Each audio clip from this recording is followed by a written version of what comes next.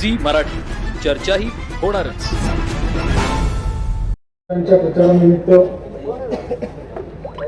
आळते गावातील व मतदारसंघातील सर्व ग्रामस्थ मतदार माता भगिनी आणि मंचावर उपस्थित महाविकास आघाडीचे सर्व नेते मंडळी, मी जास्त काही बोलणार नाही.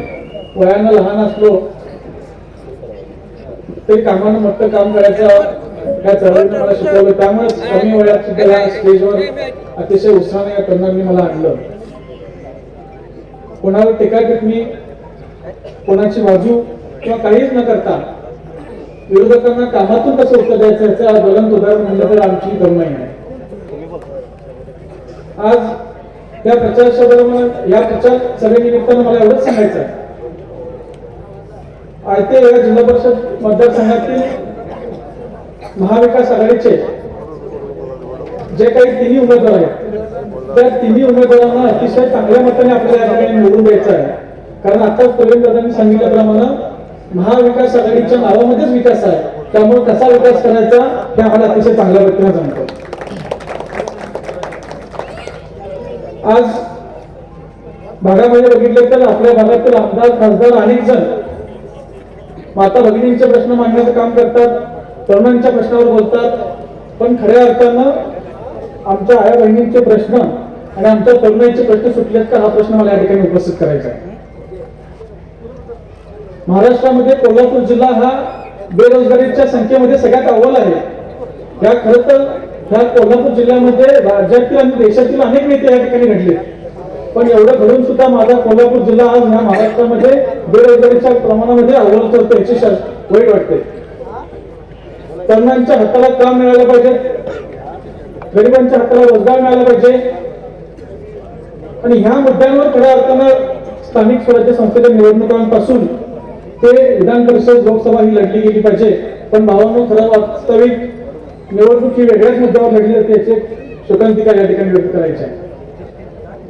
आपण आपलं अनमोल मत देत असताना आपल्या प्रश्नांवर, आपल्या विचारांना ज्या पद्धतीनं पटतील ह्या लोकांना खऱ्या अर्थानं आपण या ठिकाणी निवडून देण्याचं काम करायचं आहे.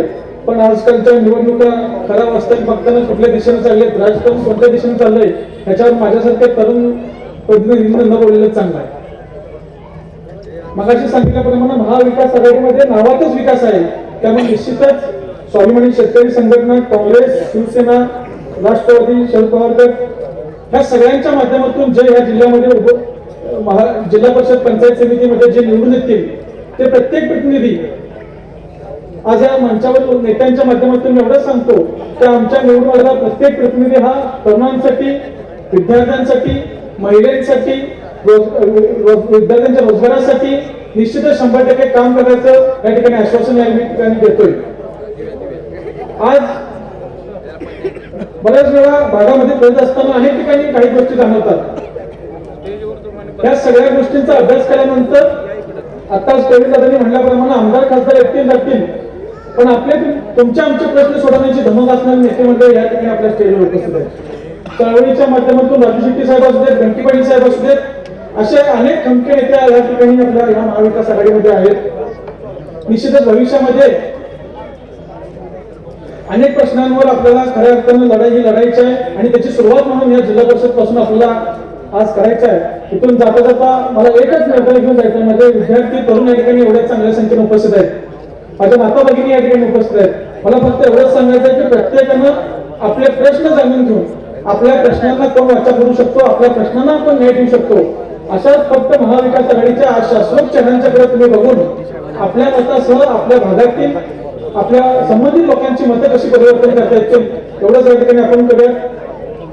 पुन्हा एकदा जाता जाता मी एवढंच सांगतो, महाविकास आघाडीचे या मतदारसंघातील तिन्ही उमेदवार यांना प्रचंड असं बहुमताने विजयी करून येणाऱ्या 9 तारखेला बोलायला हा महाविकास आघाडीलाच लागेल आणि 9 तारखेनंतर जो काही विकास करायचा आहे तो या ठिकाणी आपल्याला करायचा आहे एवढंच आश्वासन या ठिकाणी